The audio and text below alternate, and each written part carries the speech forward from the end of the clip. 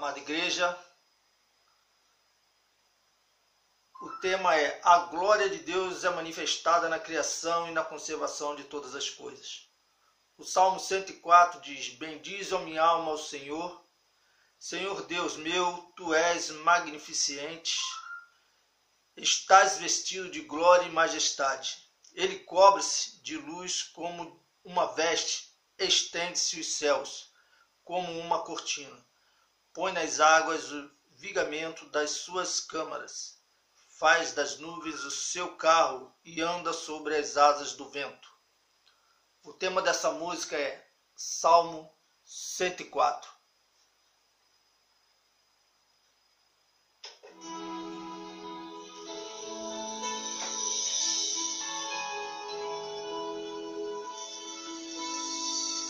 Diz, ó minha alma, ao Senhor, Senhor, Tu és maravilhoso, vestido de glória e majestade, coberto de luz como de um manto. E são as cortinas da Tua morada, os céus numa noite estrelada.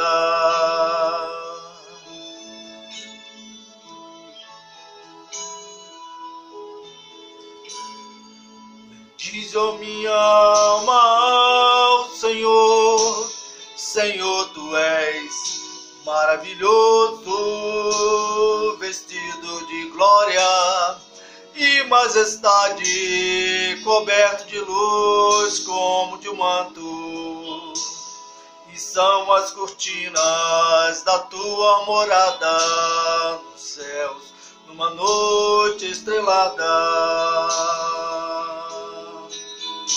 A Tua casa se ergue sobre as nuvens, Deus vai ligeiro nas asas do vento e pinta amor de cor no pensamento.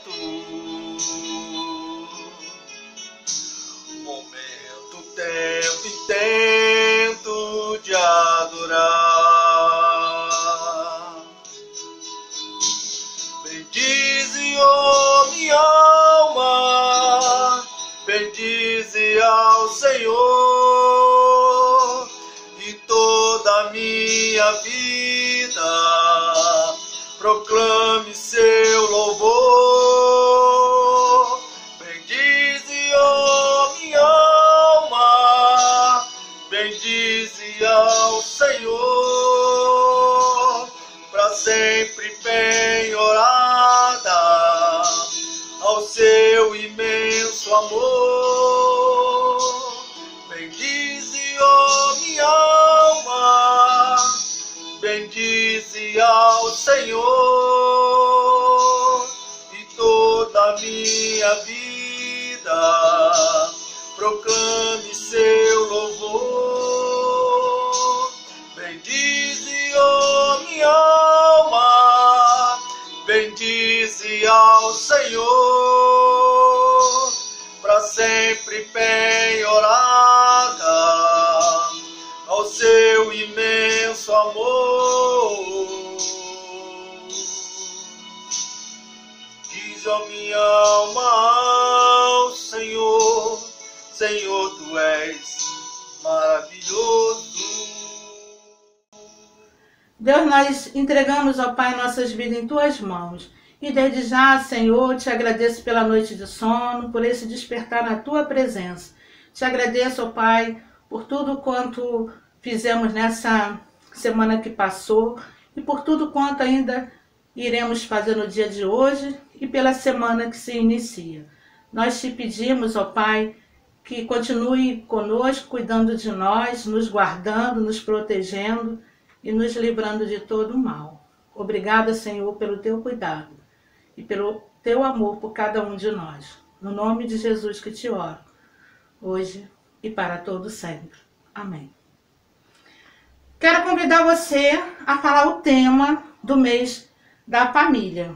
Vamos lá? Eu vou pedir a você que fale primeiro. Isso. Jesus transforma minha família. E a divisa nós vamos falar junto e se encontra em João 10, versículo 10. Eu vim para que tenham vida e a tenham plenamente. E agora nós vamos estar louvando ao Senhor com o hino da família.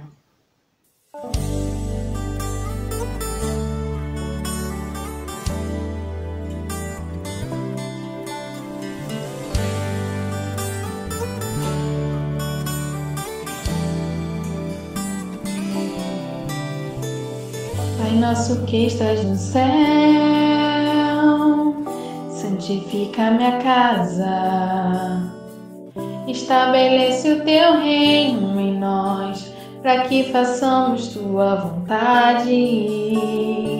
Que a nossa mesa se farta de pão, que a nossa fé cresça de grão em grão. Nos cubra de santidade, sabedoria e submissão. Não deixe que nos falte pão, fortaleça a fé em nossos corações. Que os nossos filhos te sirvam com amor, benditos sejam para a glória do Senhor. O meu maior patrimônio precisa do teu auxílio, minha família te chama. Ó, vem Senhor morar comigo. A tua graça nos faz prosperar, Tua palavra nos edificará. Pai nosso que estás no céu, santifica o nosso lar.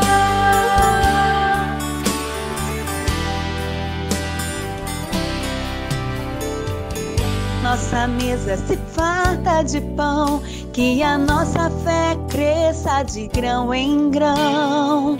Nos cubra de santidade, sabedoria e submissão.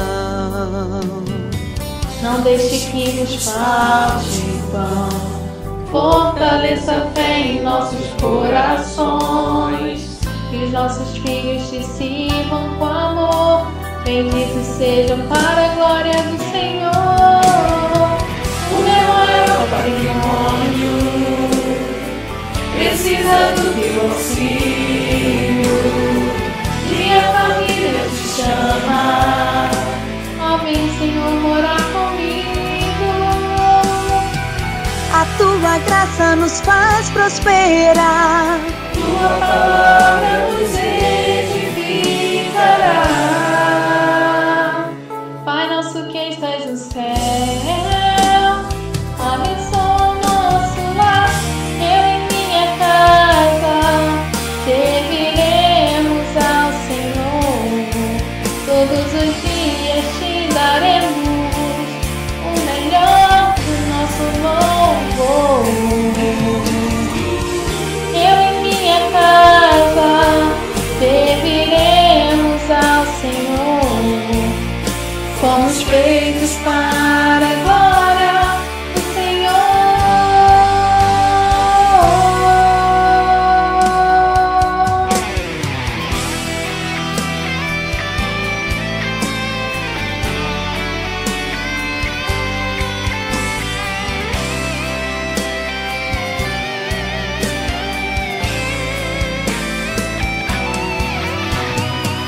O meu maior patrimônio precisa do teu auxílio, minha família te chama. Ó, vem Senhor morar comigo. a tua graça nos faz prosperar, Tua palavra nos edificará. Pai nosso que estás no céu, abençoa o nosso lar. Abençoa o nosso lar.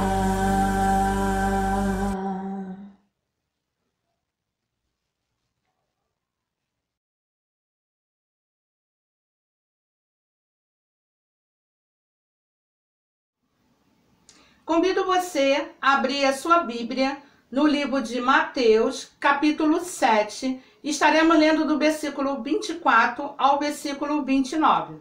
Acompanhe a leitura comigo.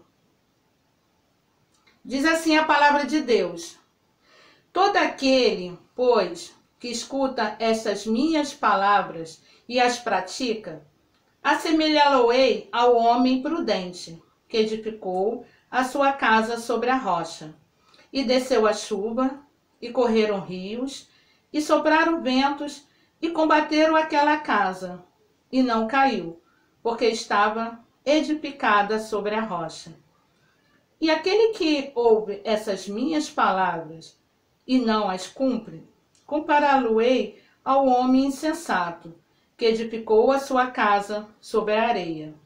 E desceu a chuva, e correram rios, e sopraram ventos, e combateram aquela casa, e caiu, e foi grande a sua queda. E aconteceu que, concluindo Jesus este discurso, a multidão se admirou da sua doutrina, porquanto o ensinavam como tendo autoridade, e não como os escribas. Amém. Nossa morada na rocha está, a morada de todas as famílias da Primeira Igreja Batista na Cancela Preta está sobre a rocha. Que rocha é essa? A rocha é Jesus Cristo. Vamos estar agora louvando ao Senhor com o hino 367 do cantor cristão, Firme na Rocha.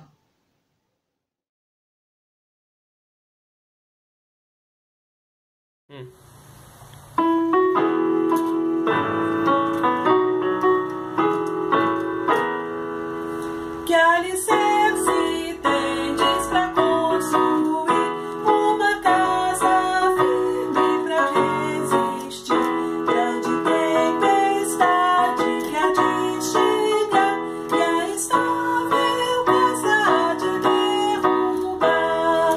Nossa morada na rocha está, firme e segura ela ficará. Quando o temporal contra ela der, há de resistir todo o seu poder. Como faz a areia na fundação, fazem nossas obras da salvação. Pois alguém que só em si mesmo crê no Senhor Jesus ainda não tem fé. Nossa morada na rocha está, firme e segura ela ficará. Quando o temporal contra ela der, há de resistir todo o seu poder.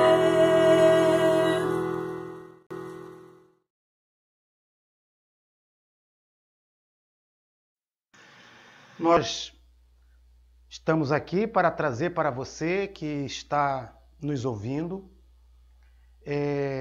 uma reflexão, e nós estamos bastante interessados, e para isso nós temos conversado com Deus para que as nossas palavras possam ser acolhidas em seu coração de maneira que elas sejam úteis à sua vida.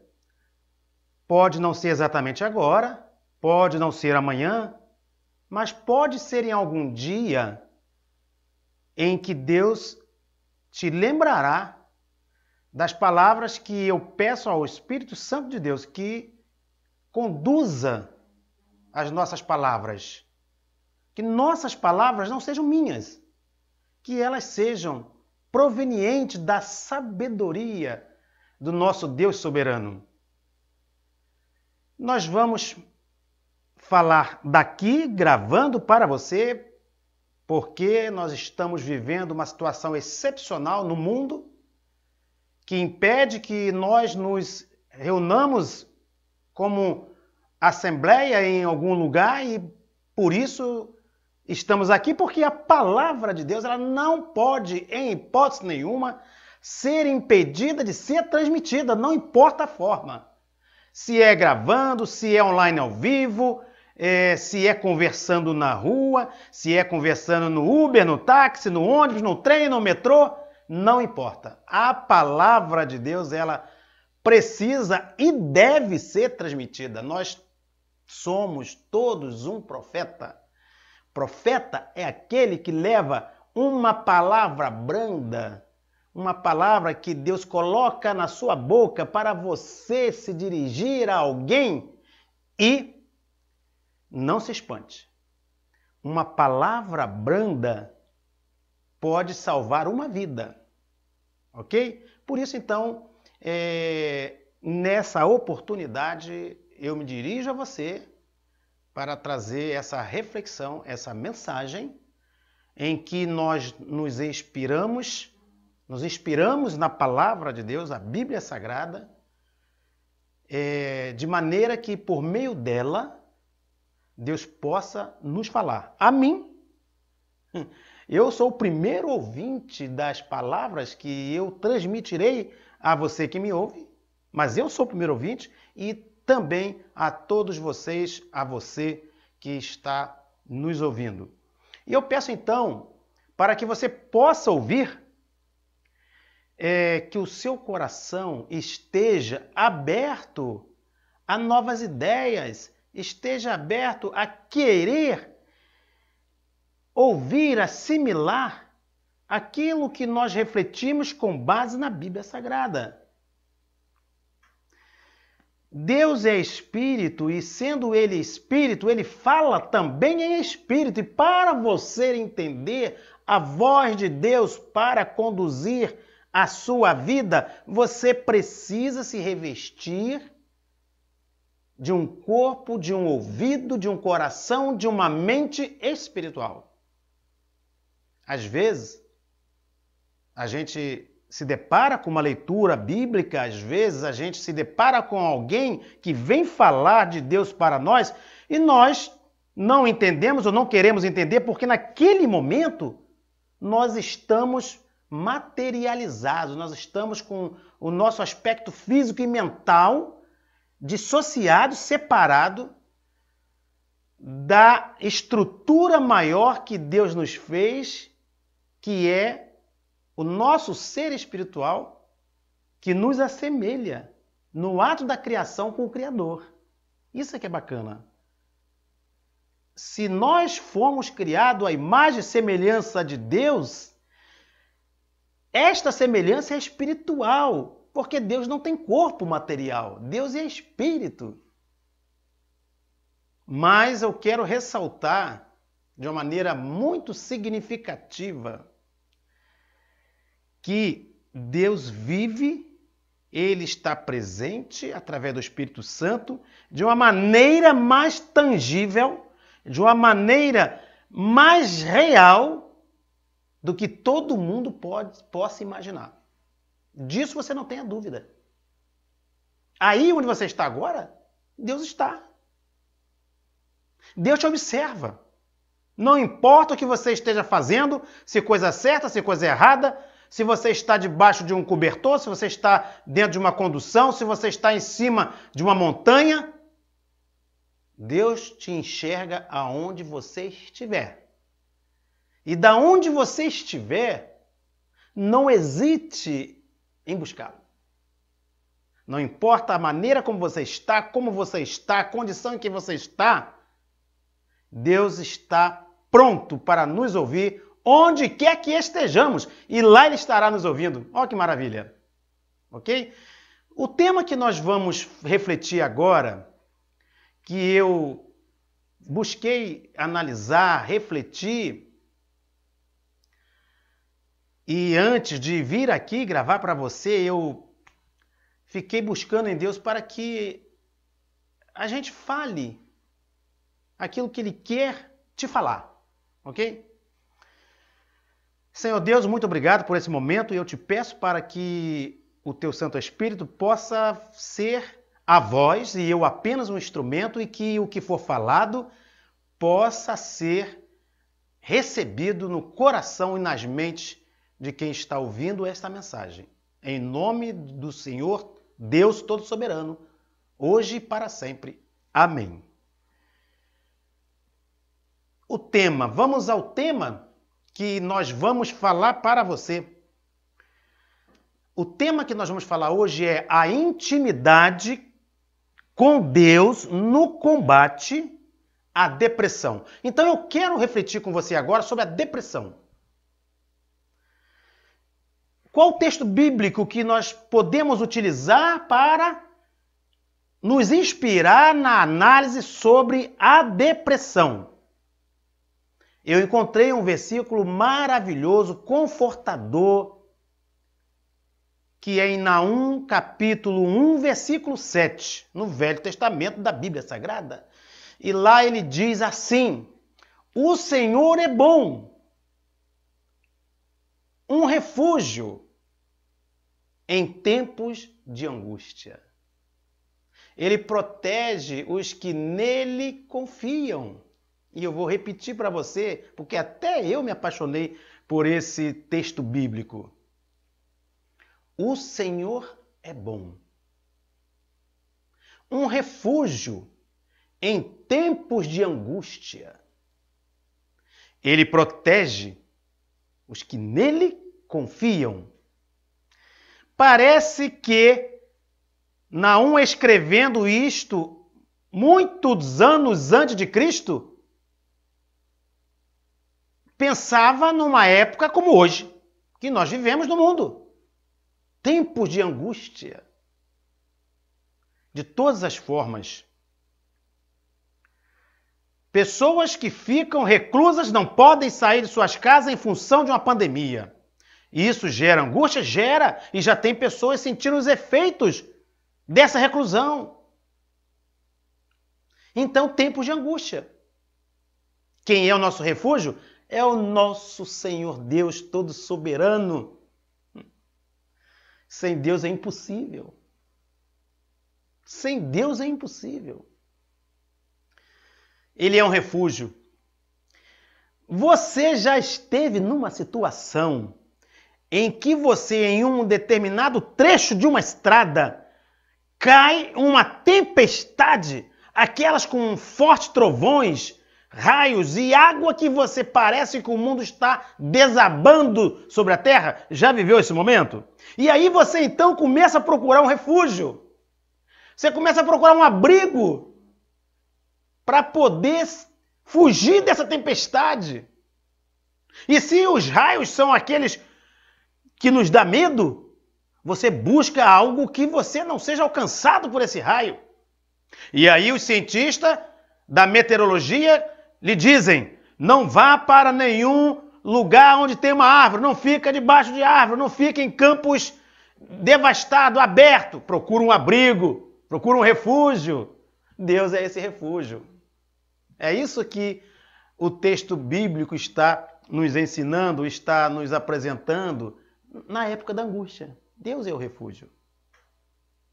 Tenha certeza, olha, eu quero te dizer, com experiência da minha própria vida, que de fato ele é um refúgio. Quem já experimentou Deus atuando no momento mais difícil de sua vida, não tem como negar a realidade desse refúgio.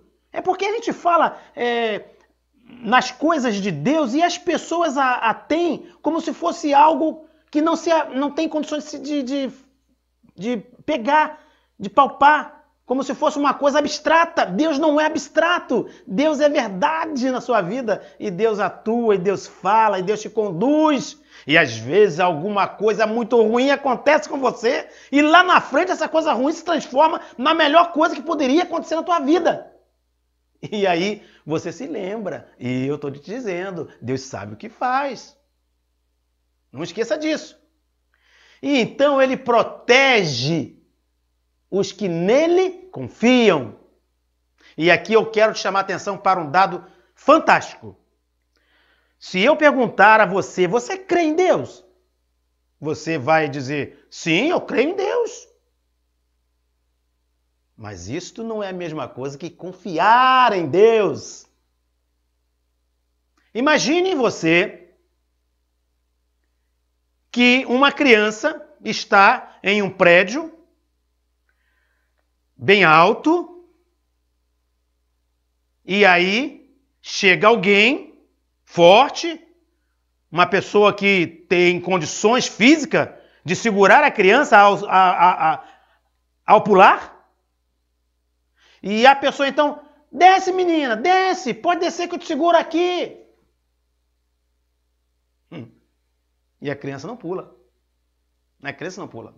Aí chega o pai dessa criança, pequenininho assim como eu, franzino. Não tem grandes forças físicas.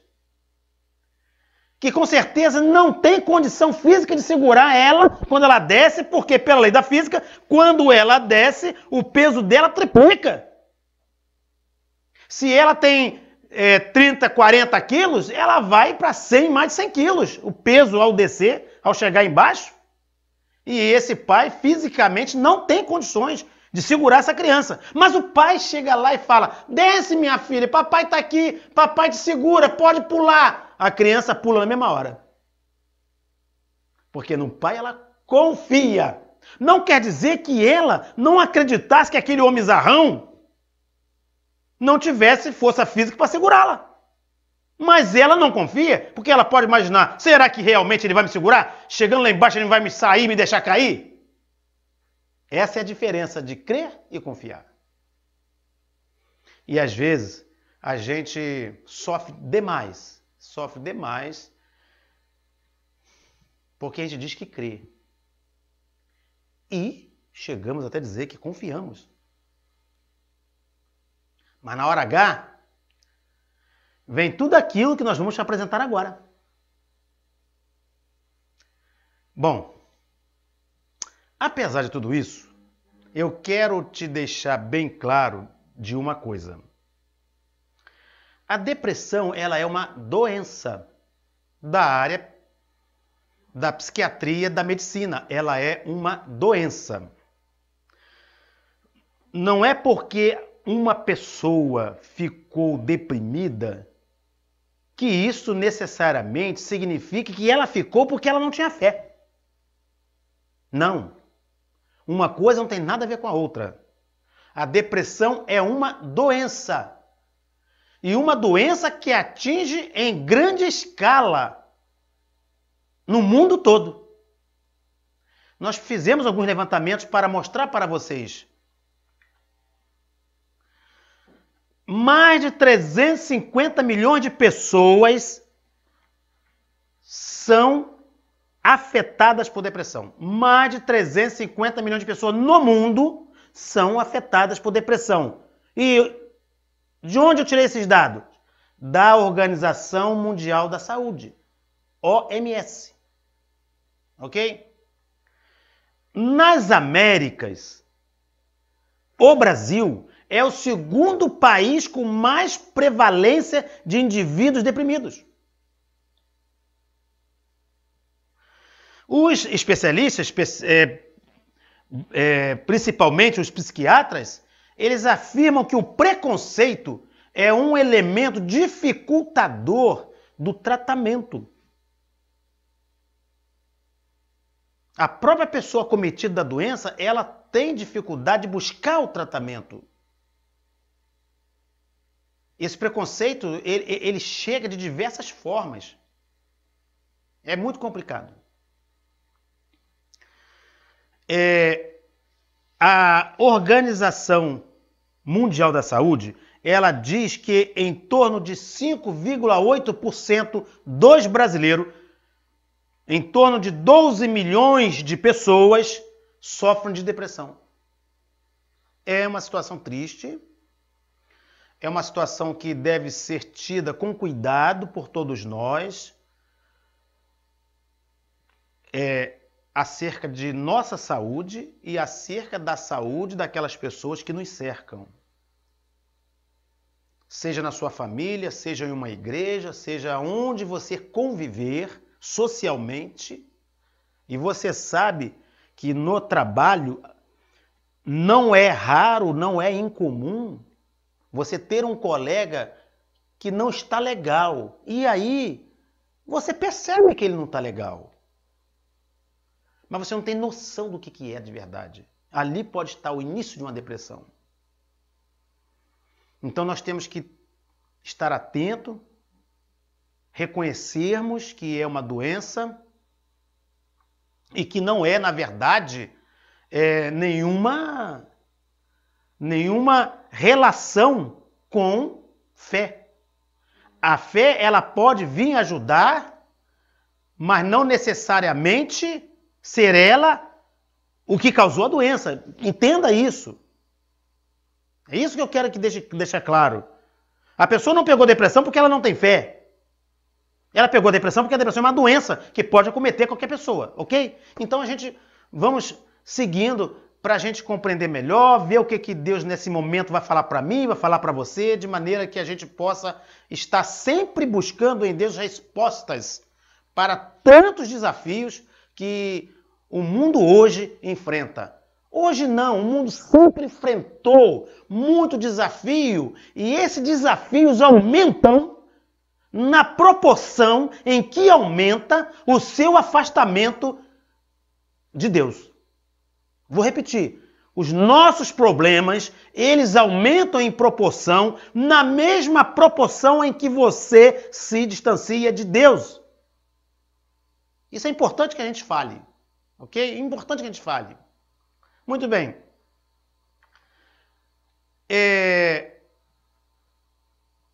Em 5/6/2018, a revista do Correio Brasiliense publicou uma matéria em que trazia o seguinte conteúdo, muito importante para o que nós aqui estamos conversando. Os cientistas já vêm levantando estudos acerca do benefício da fé na cura de doenças. Qualquer tipo de doença, especialmente, nesse caso, nós estamos aqui falando da depressão. Por quê? Porque a fé ela vai agir no neurotransmissor serotonina e dopamina, que influenciam, que trabalham no ser humano. A serotonina trabalha o humor e a dopamina trabalha o bem-estar. E quando você é trabalhado no seu aspecto espiritual através da fé, esses neurotransmissores promovem o quê? Reflexo na sua condição emocional, na sua condição psicossocial, na sua condição psicoemocional.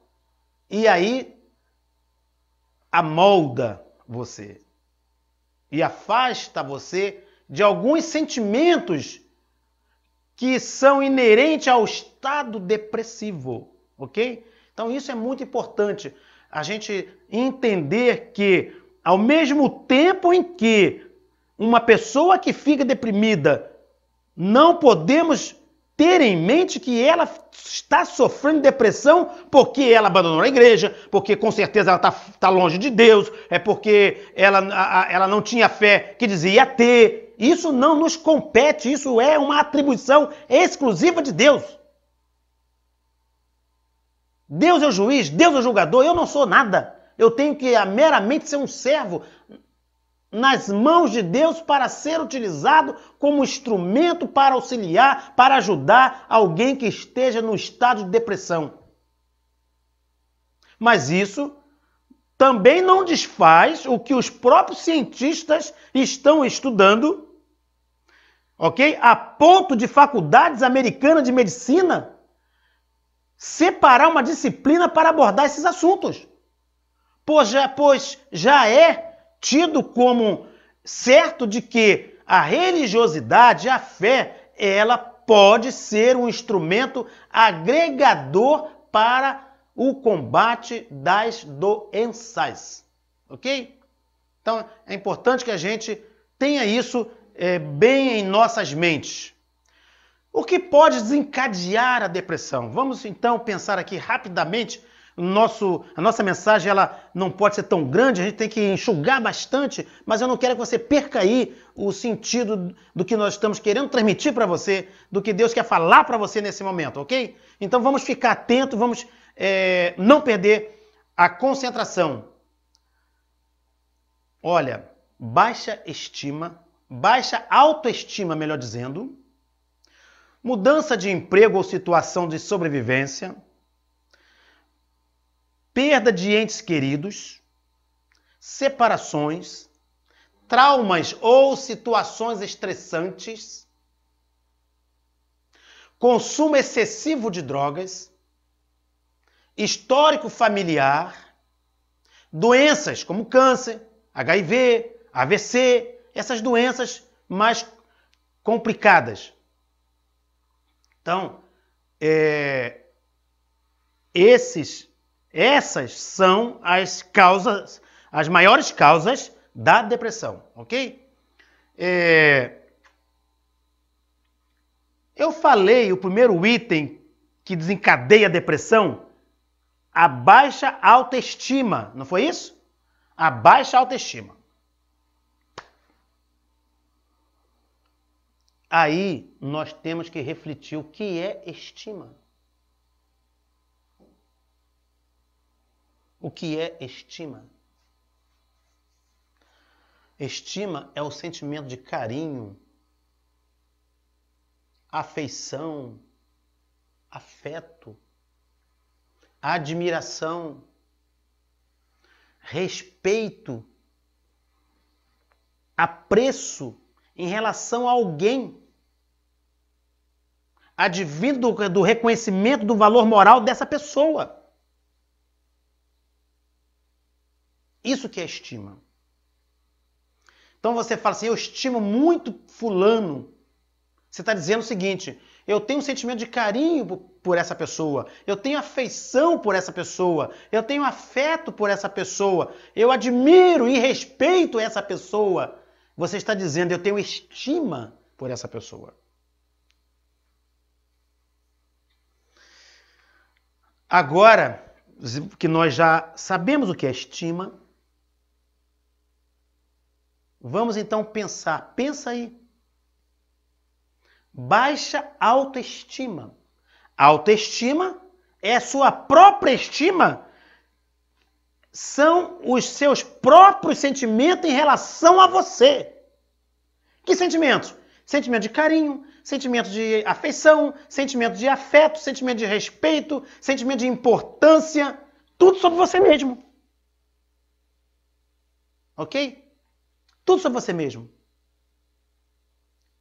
Em que nível você se respeita? Em que nível você reconhece sua importância? Em que nível você tem afeto por você mesmo? Em que nível você reconhece o seu valor moral? Qual é o carinho que você tem por você mesmo? Isso é autoestima.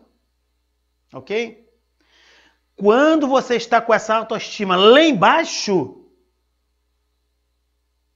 estamos desencadeando, ou vou refazer, estamos correndo o risco de estar desencadeando um processo depressivo. Ok? Então, olha que coisa bastante grave para o dia a dia de alguém nesse quadro. Na baixa autoestima, a pessoa deixa de se amar.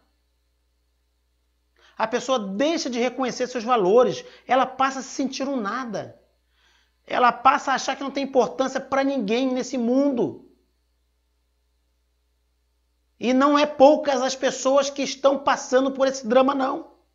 Como nós já aqui falamos, nos números dados pela Organização Mundial da Saúde. É uma população enorme. Você já pensou nessa população toda que não vê em si nenhuma importância, nem para ela e nem para ninguém? É aquele estágio em que chega a um ponto crítico, crônico, que a pessoa então está sofrendo tanto que ela busca o suicídio. Ela não busca o suicídio porque ela quer morrer, ela busca o suicídio porque ela quer acabar com as dores que ela sente. Em função dessa doença que o mundo é afetado, chamado depressão. Você já imaginou você viver uma situação em que você não se reconheça? Que você se acha nada? Que você não vê importância em você para ninguém? Para sua mulher, para sua esposa, para o seu marido, para o seu filho, para o seu vizinho, para seus colegas de trabalho. Você não tem importância para ninguém. Esse é o quadro de uma pessoa que vive uma baixa autoestima. Aí, vamos então na palavra de Deus, na Bíblia Sagrada, e vamos ver de que forma isso é afetado. Em Mateus, capítulo 22, versículo 37 a 39, nós vamos ler assim. Respondeu Jesus: ame o Senhor, o seu Deus, de todo o seu coração, de toda a sua alma e de todo o seu entendimento. Este é o maior mandamento: amar a Deus sobre todas as coisas e de todo o seu coração. Mas aí a gente então vai pensar, uma pessoa deprimida, com baixíssima autoestima, ele estará em condições de amar a Deus? Eu diria para você, nem de reconhecer a existência de Deus na vida dele ou na vida da humanidade ele tem condições de reconhecer. Se quer amar. Muito menos amar a Deus. Ele perde esse contato. Ele sai do mundo. Aí, Jesus continua falando. E o segundo mandamento é semelhante ao primeiro. O primeiro é amar a Deus sobre todas as coisas, de todo o seu coração. Esse é o primeiro grande mandamento. O segundo grande mandamento é amar ao próximo como a si mesmo. E aí, quem está acometido de grande baixa autoestima, ele não está em condições de amar ao próximo como a si mesmo, porque ele nem se ama. Ele não se reconhece importante para ninguém. Ele não tem afeto por ele mesmo. Ele não tem carinho por ele mesmo. Logo, ele não tem condições de amar ninguém. Porque se é para amar ao próximo como ele ama a ele mesmo, ele não vai amar ninguém, porque nem a ele está se amando. É muito grave a situação. Muito grave. E nós temos que nos cuidar, e nós temos que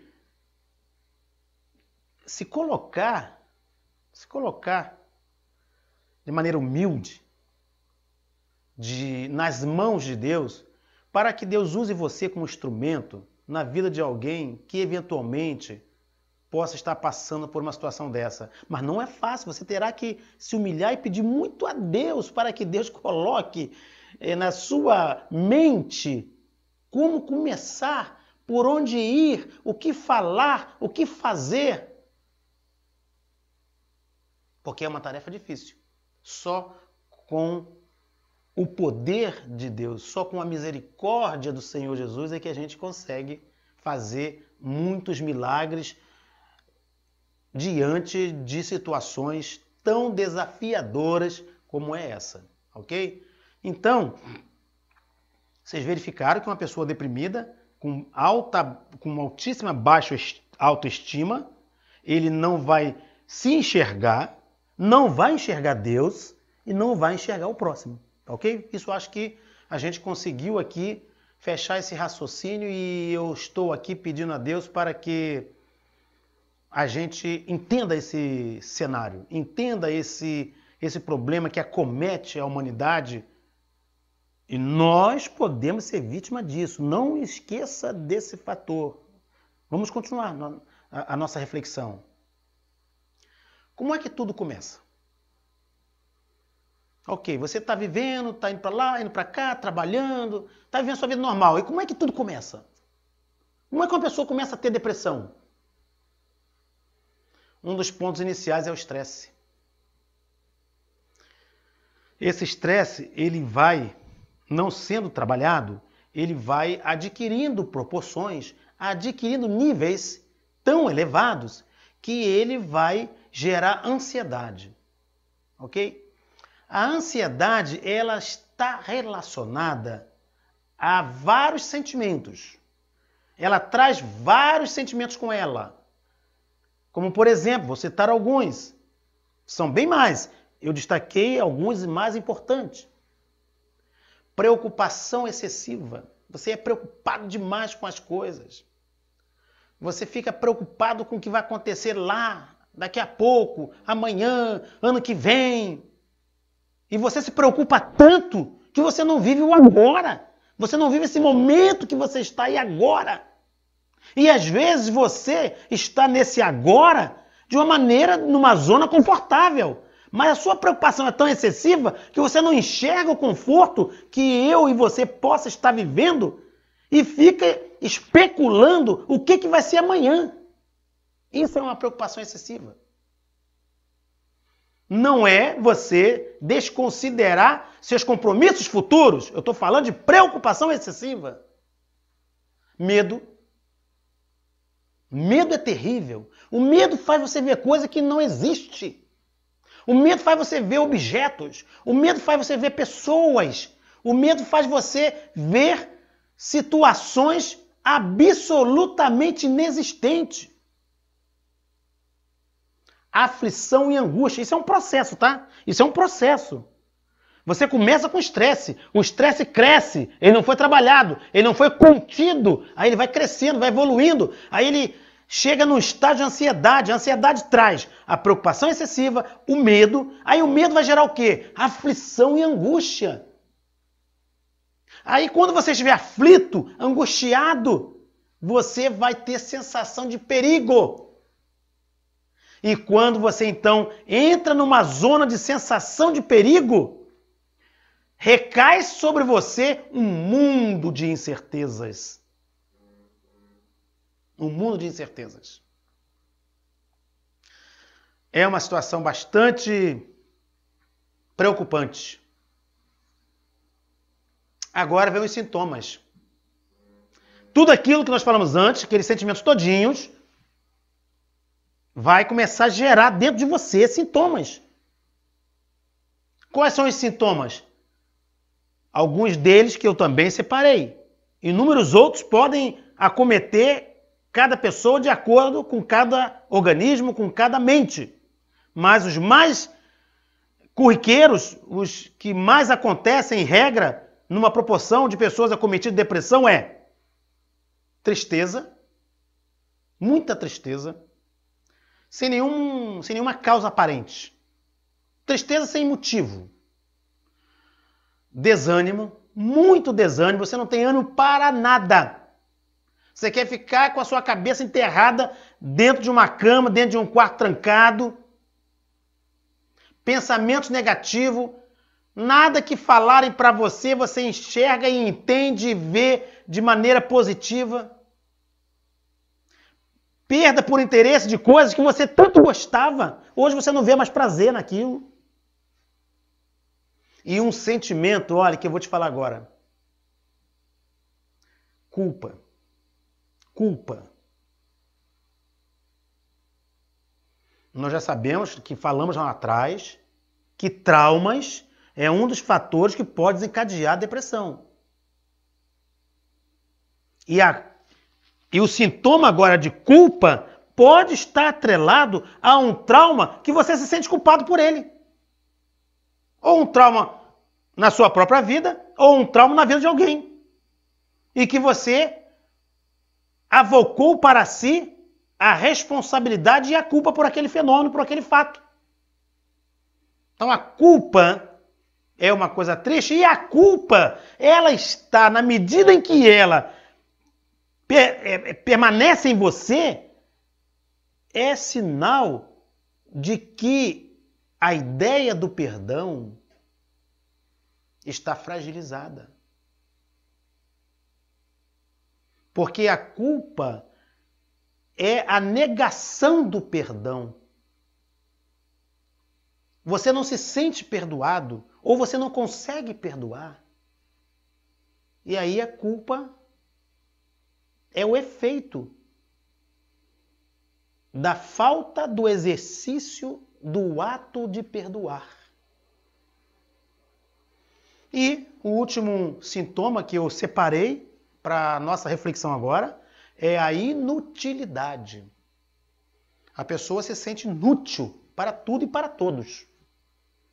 Então, recapitulando, tristeza, desânimo, pensamentos negativos, perda de interesse por coisas ou pessoas que você sempre teve, culpa e inutilidade. São esses os sintomas principais de quem está acometido de uma depressão. O que a depressão pode provocar? Morbidade. Morbidade é um conjunto de pessoas que ficam acometidas da mesma doença. Isso é morbidade. Mortalidade. A depressão mata. O suicídio. A pessoa chega num nível crônico de depressão que, por todos esses sentimentos e fatores que nós aqui abordamos, você percebe que as pessoas vão ao ponto de querer tirar sua própria vida, mas na verdade ele não está indo tirar sua vida. Ele nem está tendo a noção de que ele está dando cabo da sua própria vida. Ele está indo tirar o seu sofrimento, mas só que de uma forma em que a sua vida será comprometida. O que a depressão pode provocar ainda mais? Interrupção das relações pessoais. Interrupção das relações pessoais. E abuso de substâncias. Então aqui nós temos 6 coisas que a depressão pode provocar na pessoa. Morbidade, mortalidade, suicídio, diversas doenças, doenças cardiopatas, câncer, AVC. São essas doenças as que mais são, ou melhor dizendo, as que mais podem ter como fatos geradores uma depressão. Ok?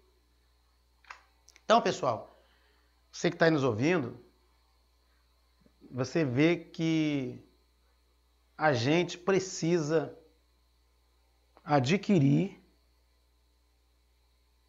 um modo de vida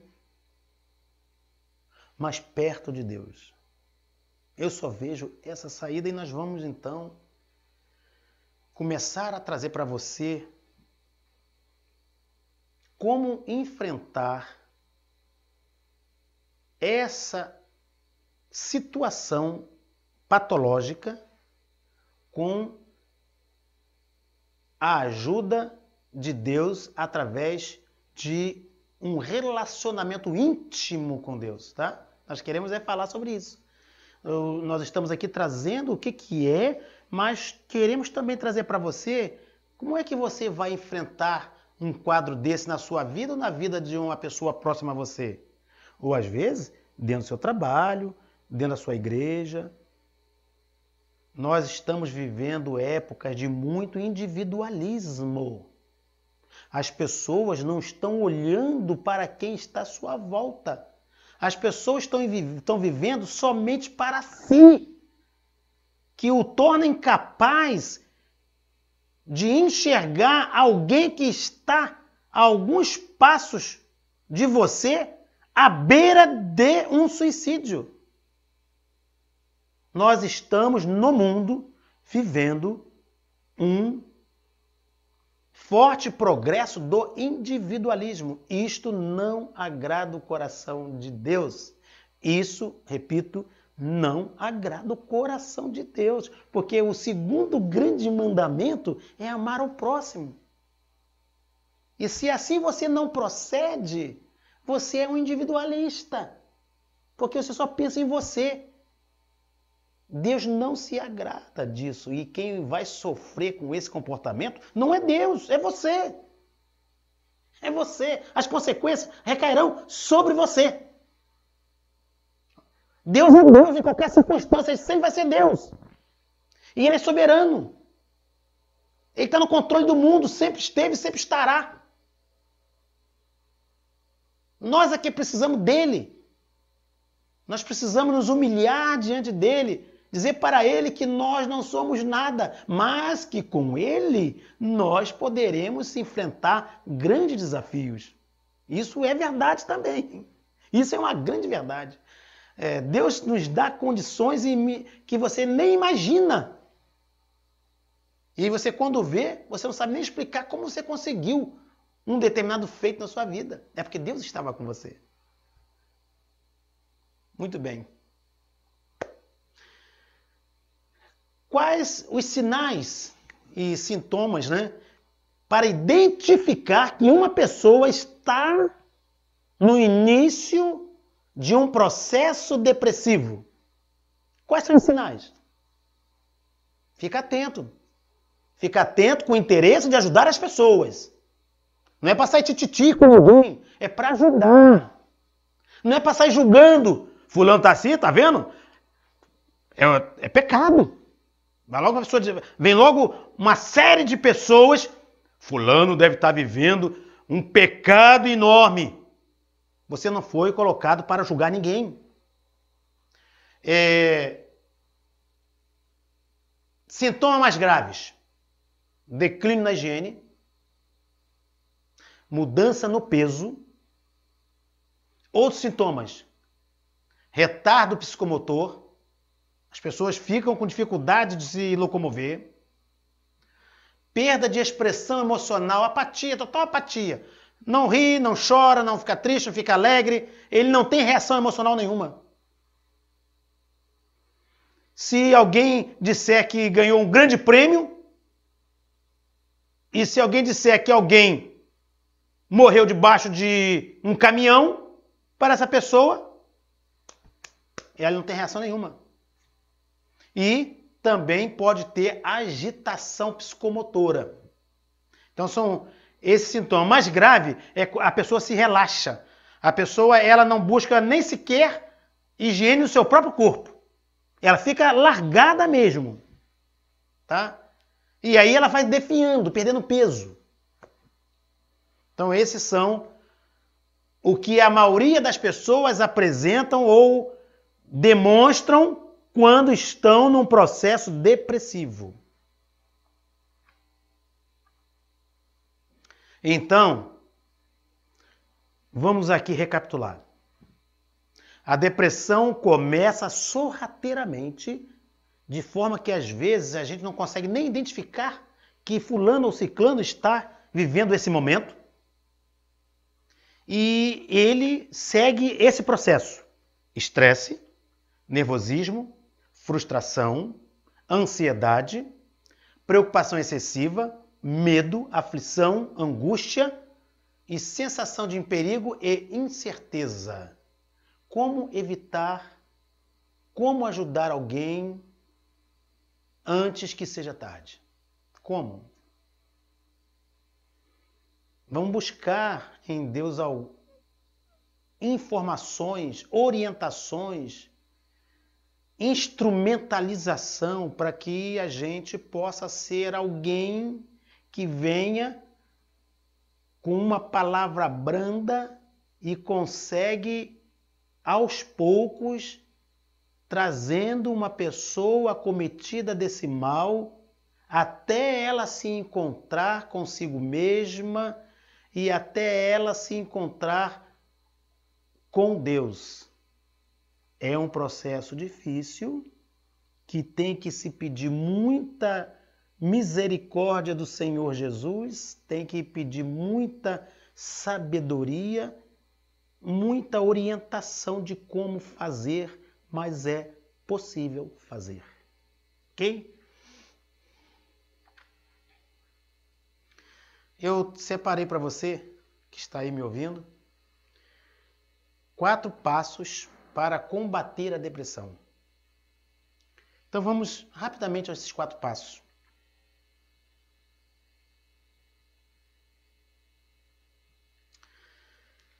Antes de eu começar o primeiro passo, eu quero dizer para você, e eu estou dizendo para mim também, que o ser humano, ele precisa urgentemente buscar intimidade com Deus, o seu Criador. Ele não pode se divorciar desse Deus que é o seu Criador. Isso é que está abalando as relações humanas. É a ausência de Deus nos passos do ser humano na face da terra. A perda dessa relação, a perda desse relacionamento, a negação da importância de Deus em nossas vidas gera todo tipo de situações ruins para o nosso dia a dia. Então eu diria que a intimidade com Deus é a fórmula para criar antídotos para combater as ameaças contra a nossa mente, o nosso espírito. É a intimidade com Deus que vai nos propiciar, que nos vai guarnecer de condições para enfrentar todo tipo de ataque à nossa mente e ao nosso espírito. É essa a relação íntima. Essa é a fórmula. Ok? Primeiro passo. Primeiro passo. O ser humano não é só matéria. Ele é espírito também. Ok? Não esqueça nunca disso. Você é espírito. O ser humano foi criado à imagem e semelhança de Deus. Isso significa que nós somos espírito, que está usando um corpo. Que está usando um corpo. Quem deu esse corpo a você foi o mesmo Deus.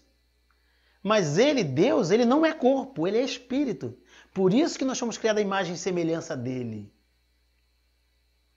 A imagem é espiritual, é o espírito, é semelhante ao dele. Ok? E aí, nós temos que trazer esse Espírito de Deus para a nossa realidade de vida. E qual é? E qual é? O que é? É simples.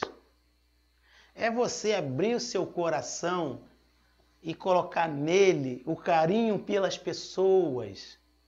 O que Deus espera de você é isso. Deus espera de você que você o honre, o reconheça como soberano, não o coloque em igualdade com nenhuma outra pessoa ou divindade ou importância na sua vida. Deus tem que ser único. Ele tem que ser o soberano na sua vida. E você tem que importar de Deus o que ele tem no coração dele, no espírito dele, para a sua prática de vida. Isso é viver o evangelho. Eu não estou aqui inventando, nem falando nada. Eu estou aqui dizendo para você o que o Senhor Jesus pediu que nós fôssemos até os confins da terra, para sermos testemunha do Senhor Jesus em todos os lugares, até os confins da terra. E para que eu possa testemunhar com a minha vida de Cristo, eu tenho que ter práticas que se conciliem, se alinhem com a prática que Cristo teve. Não estou dizendo que você tem que ser igual a Cristo, mas eu não posso ser igual a Cristo. Como? Você está falando uma coisa absurda. Como você é igual a Cristo? Ele era Deus, ele era filho de Deus. Eu não estou pedindo para você ser igual a Cristo. Eu estou pedindo para você ser testemunha com a sua vida, dentro das nossas limitações humanas, mas Deus é que nos capacita a exercer nas relações humanas aquilo que Deus espera que você seja, para dignificar e testemunhar quem é Cristo. Quem é Cristo? Quem é o Senhor Jesus? Quem é Deus na minha vida? Quem é Deus na sua vida? Ou você acha que você vai testemunhar de Deus pelo simples fato que você vai na igreja todo domingo? Isso os fariseus faziam. Eram hipócritas. Nós precisamos testemunhar com as nossas vidas o que o Senhor Jesus foi. As pessoas viam em Cristo o amor, viam em Cristo a dedicação, viam em Cristo a preocupação com as pessoas. Cristo enfrentava desafios. Aí você fala, mas Cristo era filho de Deus, Cristo era Deus, eu não sou Deus, eu não sou Cristo, o próprio Deus e filho de Deus. Mas Cristo enfrentou inúmeros desafios, a ponto de terem matado ele. A ponto de terem matado ele. Então ele também não foi poupado dos desafios. E eu tenho certeza que ninguém pediu a tua vida até agora. Ninguém pediu que você dê a sua própria vida. Ok? Então você vê que Cristo também pagou um alto preço. Também não, só Ele pagou um alto preço. Para que nós hoje estivéssemos aqui, vivendo, sentindo o ar, sentindo a natureza. Essa natureza que retrata a soberania e o poder de Deus. Foi colocada para você usar. Mas você só está aqui porque Cristo enfrentou o desafio maior do que se poderia imaginar. Ele não se poupou pelas pessoas. Ele não se poupou por nós, por você, por mim. Então, o primeiro passo é você entender que você é espírito e que você precisa, então, importar de Deus em função da semelhança com que você foi criado com o Espírito do Senhor Deus, você importe os sentimentos que Deus tem pelo ser humano, que é amar incondicionalmente. Como Deus ama você, Deus me ama, Deus nos ama incondicionalmente. Ok? Segundo passo, mantenha um relacionamento sério com Deus. A gente não vê hoje aí as pessoas publicando no Facebook num relacionamento sério com fulano, né? Aí bota a data. Você está tendo um relacionamento sério com Deus? Desde quando? Coloque no Facebook da sua vida. Num relacionamento sério com Deus, desde tanto. Faça isso. Você vai ver se não muda. Você vai ver se você não encara tudo sem grandes dificuldades. Não importa se está chovendo canivete.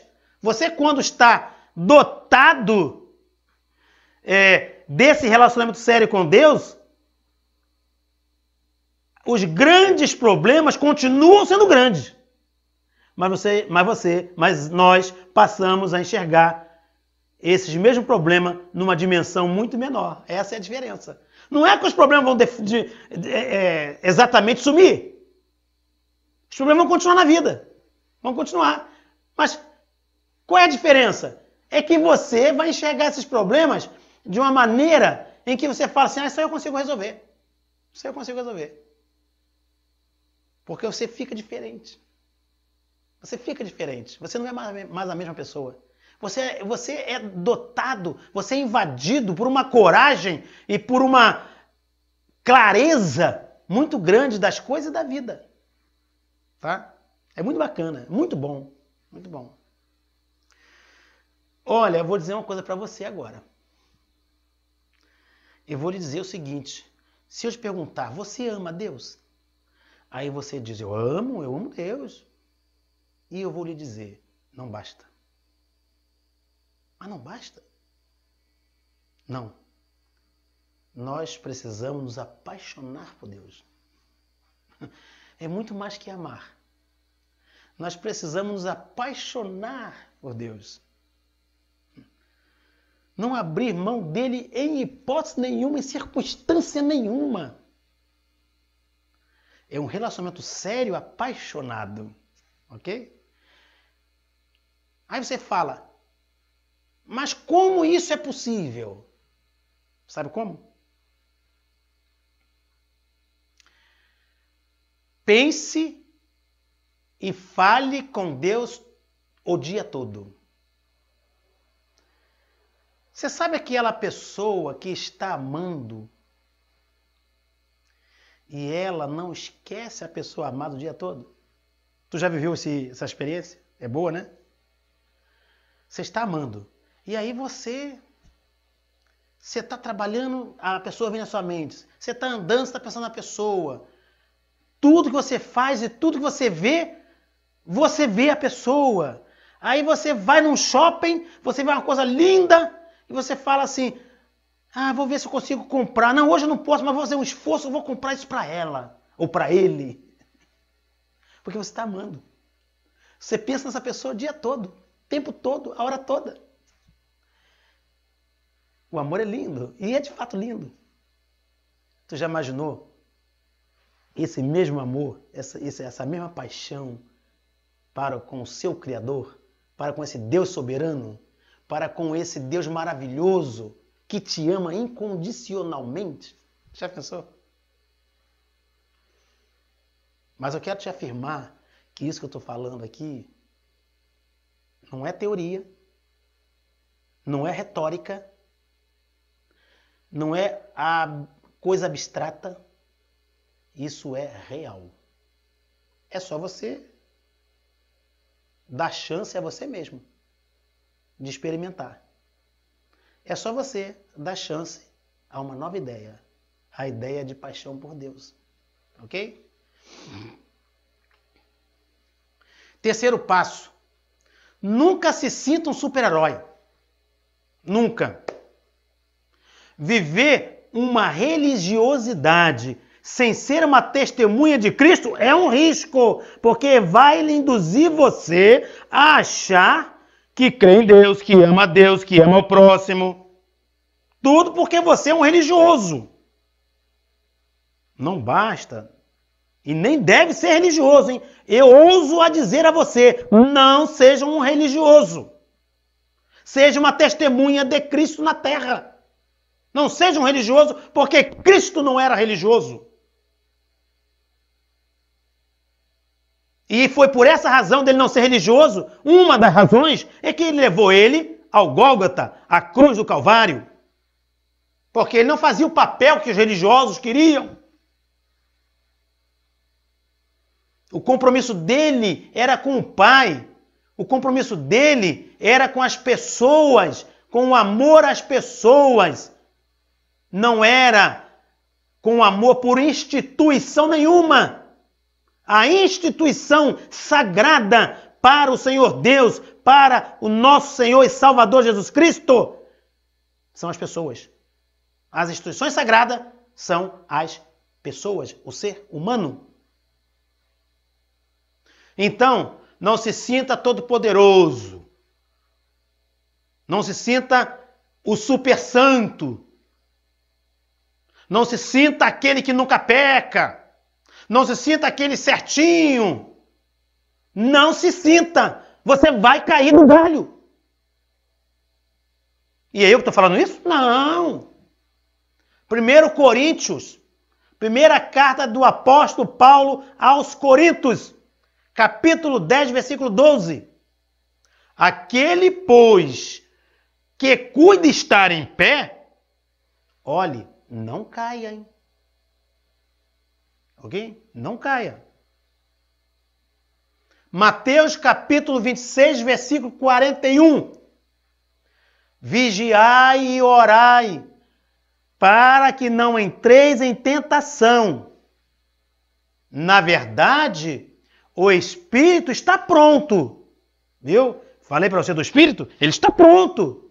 Mas a carne é fraca. Você está, embora sendo Espírito, como nós já falamos, você está no mundo material, na terra. Envolvido por uma série de circunstâncias uma série de ofertas, uma série de oportunidades, uma série de ameaças, uma série de riscos.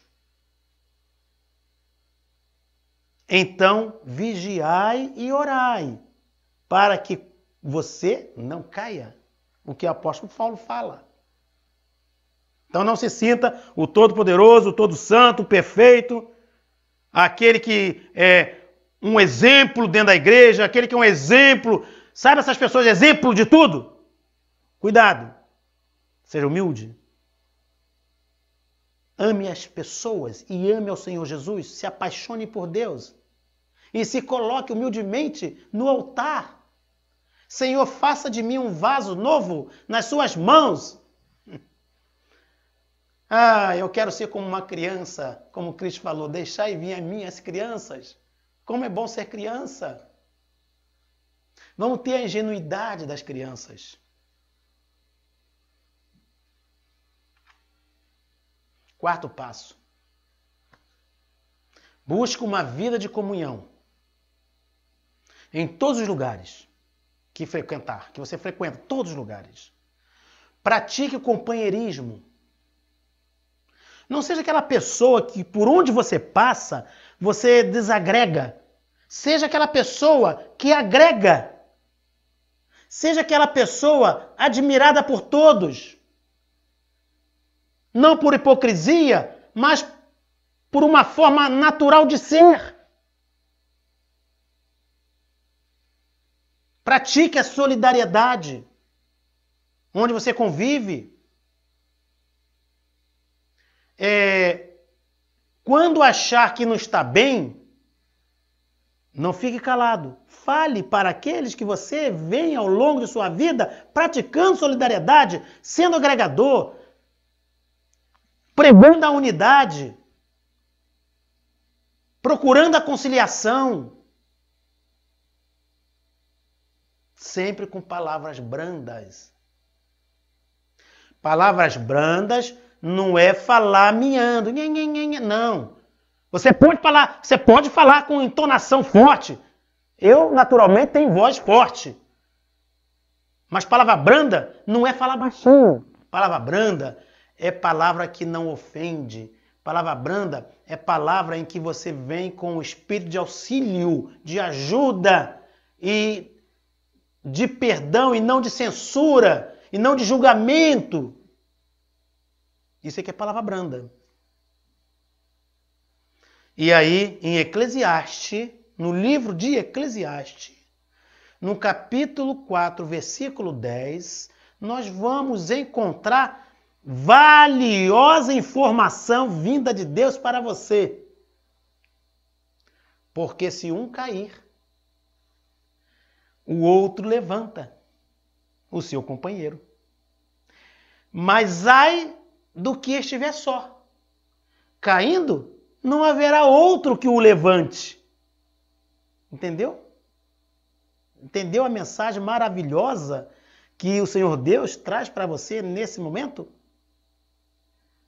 Pratique o companheirismo. Seja uma pessoa amável. Seja uma pessoa de voz mansa. Não seja uma pessoa julgadora. Seja uma pessoa que compreenda. Seja uma pessoa que vá ao auxílio do que uma pessoa precisa. Se você não tem nada para auxiliar, auxilie com uma simples palavra. Uma palavra pode salvar uma vida. Tem tanta gente perdendo a vida porque não chegou a ela uma palavra branda no momento exato em que ela precisava. Sabe por quê? Porque se um cair, o outro levanta o seu companheiro. Mas ai do que estiver só, pois caindo não haverá outro que o levante. Não viva só. E eu vou agora dizer para você 6 remédios bíblicos para combater a depressão. Vamos lá? Vamos conhecer 6 remédios bíblicos para combater a depressão. Você pode, de repente, precisar desses remédios, ou para você ou para alguém. Mas todo remédio tem uma condição. Todo remédio. Você sabe disso. Olha, você tem que tomar na hora certa. Você tem que tomar na dosagem certa. E você tem que tomar na quantidade certa. Se você não comprar outra caixa para completar a dosagem, o remédio pode não fazer efeito, tá? Então, toda medicação tem alguns cuidados que você precisa tomar. Não bastará só a medicação. O médico fala, olha, tem que tomar esse remédio, o senhor tem que fazer essa dieta aqui, ó. Aí ele passa uma dieta. Ó, o senhor tem que fazer esses exercícios assim, assado. Aí você não faz nada. Não, você vai lá, compra uma caixinha, começa a tomar, depois fica sentindo assim uma sensação de que já está melhor, aí você abandona tudo. Aí depois você volta pro médico. Aí o médico fala, você fez isso. Não. Então você não quer ser curado. O médico vai te falar isso. Então aqui, os 6 remédios bíblicos também vai lhe exigir alguns cuidados, tá bom? Primeiro remédio. Remédio para combater o estresse, a ansiedade e a preocupação excessiva. Primeiro remédio, você vai encontrar esse remédio na farmácia de Provérbios, capítulo 12, versículo 25. Ok? O que a medicina está falando, Deus já adiantou para você. Olha, eu não disse no início que cientistas estão descobrindo que a fé ajuda muito no combate às doenças? Lembra que nós falamos no início? Pois é, isso já está escrito pelo Senhor Deus, ó, muito tempo. O coração ansioso deprime o homem, mas uma palavra bondosa o anima. Eu vou repetir. O coração ansioso deprime o homem, mas uma palavra bondosa o anima. Provérbios 12, 25. Vou agora a uma outra farmácia buscar outro remédio para combater o estresse, a ansiedade e a preocupação excessiva.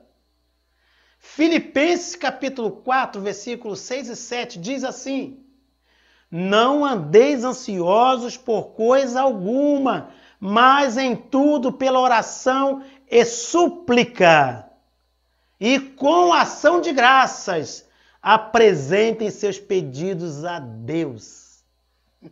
Olha que maravilha.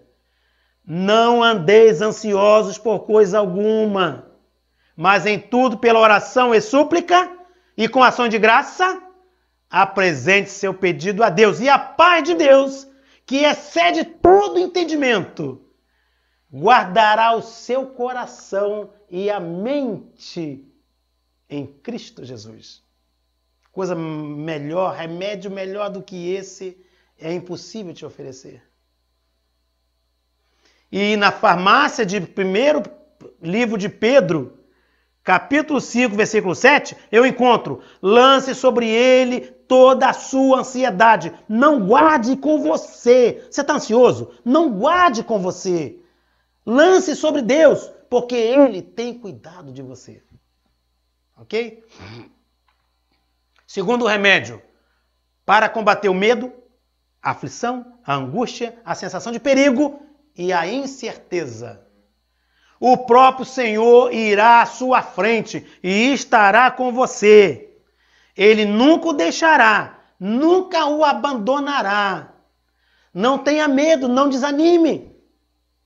Não tenha medo, não desanime. Vai à luta. Sabe qual farmácia eu comprei esse remédio? Em Deuteronômio, capítulo 31, versículo 8. Vai à luta, não desanime. Não se preocupe com o tamanho da dificuldade que você está enxergando nesse momento. Vá à luta. Deus vai com você, rapaz. Deus vai com você, mulher. Deus vai com você, jovem. Deus vai com você, adolescente. Não ache que vai encontrar em você, única e exclusivamente, todas as capacidades, todas as condições da vida. Você tem que dividir isso com Deus. É Ele que vai te levar. Agora eu vou lá em outra farmácia. Vou pegar meu carro, andar mais um pouquinho e vou bater em outra farmácia. A farmácia de Isaías, capítulo 41, versículo 10, me diz o seguinte, o remédio. Por isso não tema. Por isso não tema. Por isso não tenha medo. Pois estou com você. Deus está falando, eu estou com você. Rapaz, Deus está com você. Mulher, jovem, adolescente, Deus está com você. O dia que você ficar sozinho, você está morto. Não esqueça disso. Não tenha medo, pois eu sou o seu Deus. Eu vou te fortalecer. Eu vou te ajudar. Eu o segurarei com a minha mão direita vitoriosa. Entendeu? Vou repetir. Eu o segurarei com a minha mão direita vitoriosa. A mão de quem? É Deus que está falando. É Ele com a mão dele, que é sempre vitoriosa, é que vai te conduzir. Terceiro remédio. Para combater a tristeza. Na verdade vos digo que vós chorareis e vos lamentareis. E o mundo se alegrará e vós vai estar triste, você vai estar triste. Mas a vossa tristeza se converterá em alegria. Essa é a farmácia de João, capítulo 16, versículo 20. E ele vai converter a nossa alegria enquanto peregrino nessa terra, necessitando das condições físicas e materiais para viver, bem como ele vai converter a sua vida futura na mais absoluta alegria. Não se importe com quem está altamente alegre, porque alcançou isso, alcançou aquilo, e você está triste, desolado, afastado, porque você não consegue nada. Não se importe com nada disso, nem com ninguém. É o Senhor que vai transformar a sua tristeza em alegria. Alegria no Senhor, a nossa força é. Quarto remédio. Para combater o desânimo. Um antibiótico poderoso que eu encontrei na farmácia do 2 Coríntios, capítulo 4, versículo 8. Veja bem esse remédio.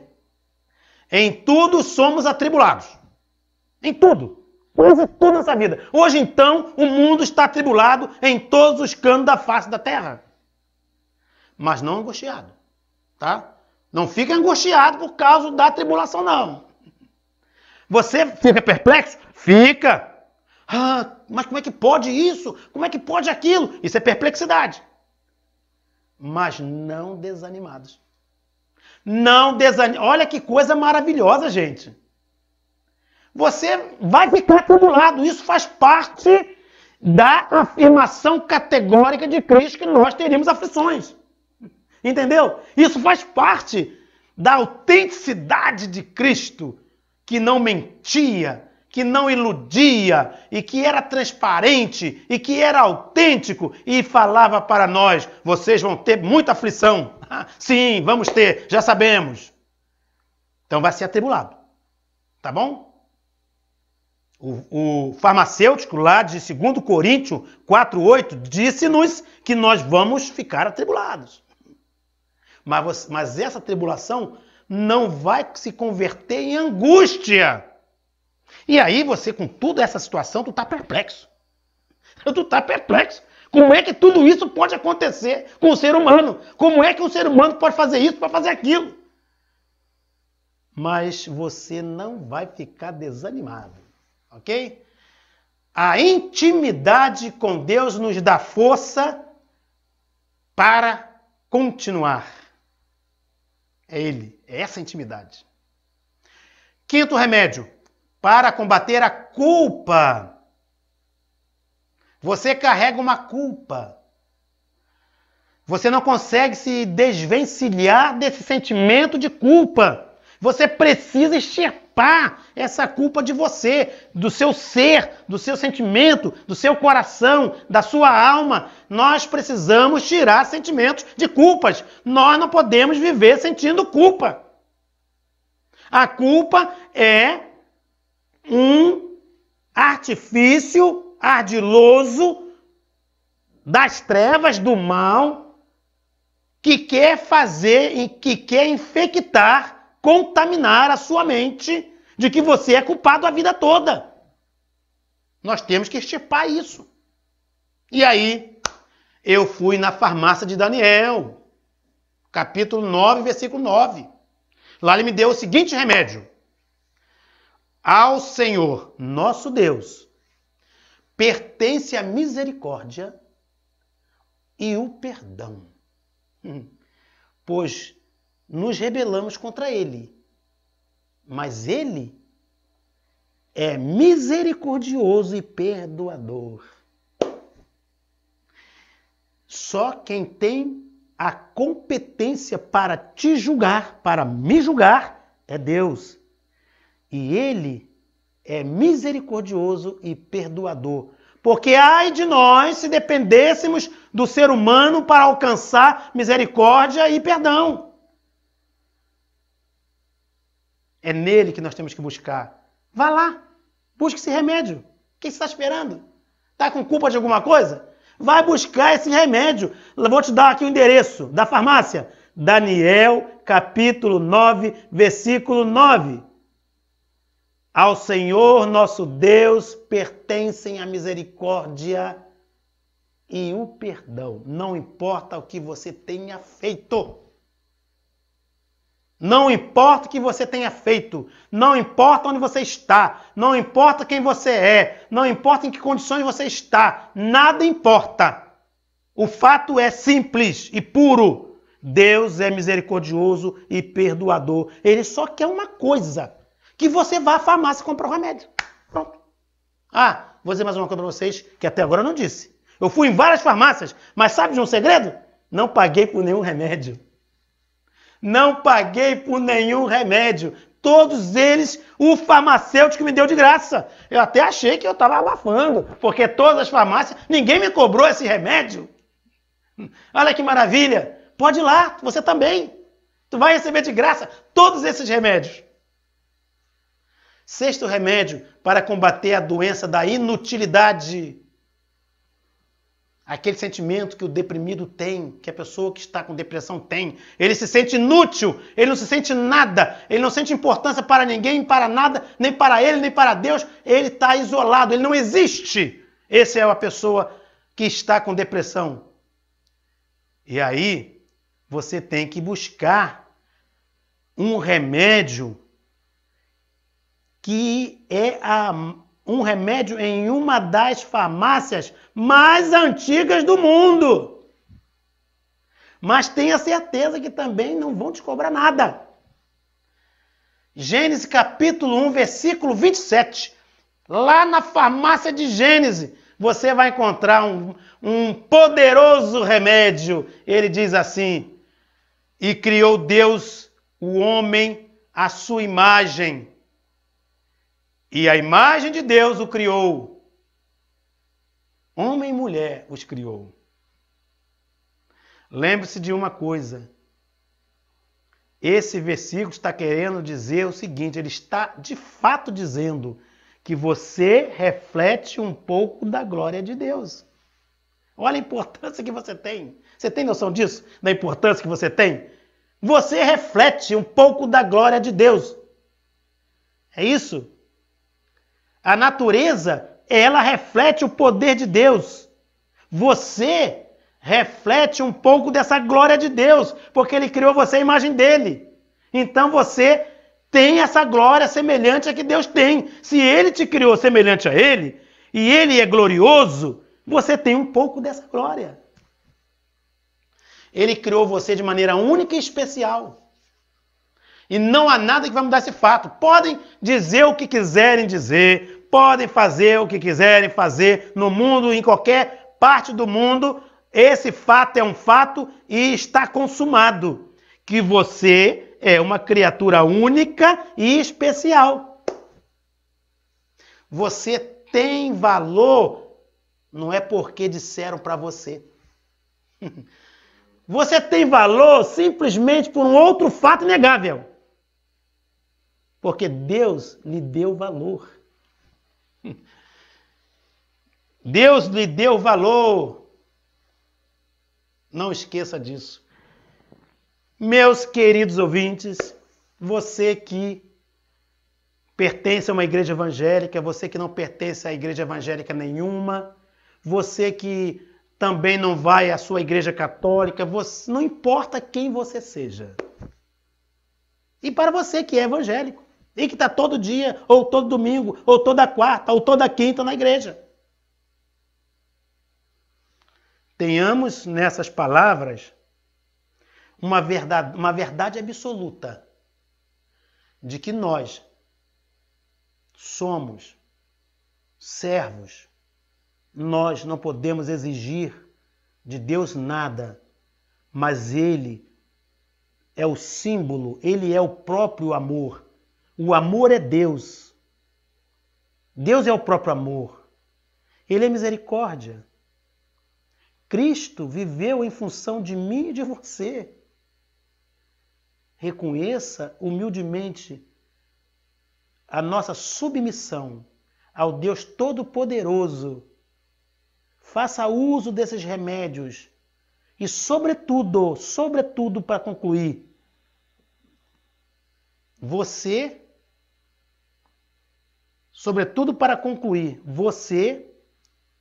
não deixe de viver uma vida íntima com Deus. Se aproxime dele, se apaixone por ele, pense nele todos os dias, pense nele todas as horas, converse com ele durante todos os tempos que você puder durante o dia. Converse naturalmente, não precisa entrar numa igreja para se ajoelhar, nada disso. É conversar naturalmente, o dia todo com ele. Conviva com ele. Ame ele todos os dias. Não esqueça dele. São pequenos segredos que vai levar você a uma condição espiritual que vai afastar aquele processo inicial.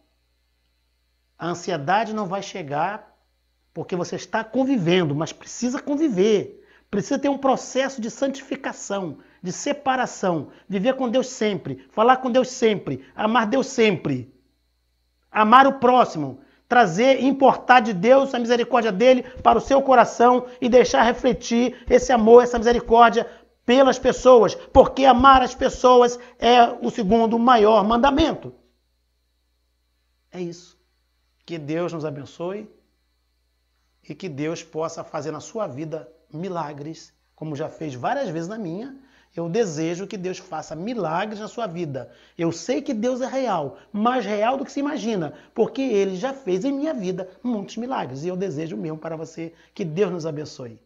Bom dia, irmãos. A graça e a paz do Senhor Jesus. Vamos estar orando pelos aniversariantes da semana. E nesta manhã vamos orar pela vida do Daniel Almeida, que completou ontem mais um ano de vida e saúde na presença do Senhor. Que Deus te abençoe, Daniel, te dê muitos anos de vida e saúde, sobretudo na presença do Senhor. Também fazendo a oração final, impetrando a bênção apostólica após uma mensagem da parte de Deus. Vamos orar. Senhor, meu Deus e meu Pai, eu te apresento a vida do Daniel Almeida, que completou mais um ano na tua presença. Louvado seja o teu nome, ó Pai. Que ele cresça na tua graça e no teu conhecimento. Que ele venha dar orgulho aos seus pais, como um grande homem de Deus. Que ele venha alcançar todos os sonhos da sua vida. Mas, sobretudo, que ele nunca venha se esquecer de que ele cresceu nos teus caminhos e tem crescido na tua presença, ouvindo a tua palavra e bendizendo ao teu nome. Te agradeço, ó Pai, pela vida dele. Que o Senhor lhe dê muitos anos de vida e paz na tua presença. Ó Deus, muito obrigado por esta manhã, mais um culto que até aqui nos ajudou, Senhor, de louvor e adoração ao teu nome. Bendito seja o nome do Senhor por todo o trabalho realizado aqui, porque é para ti, para a honra e a glória do teu santo nome. Mas a palavra é para nós, para as nossas vidas, para os nossos corações, vinda do teu trono de graça. Que o amor de Deus, nosso Pai, a graça salvadora do Senhor Jesus Cristo, o poder e as doces eternas consolações do Espírito Santo esteja sobre a PIBCP através deste culto online, sobre todo o povo de Deus espalhado pela face da terra, e todo o povo de Deus diz...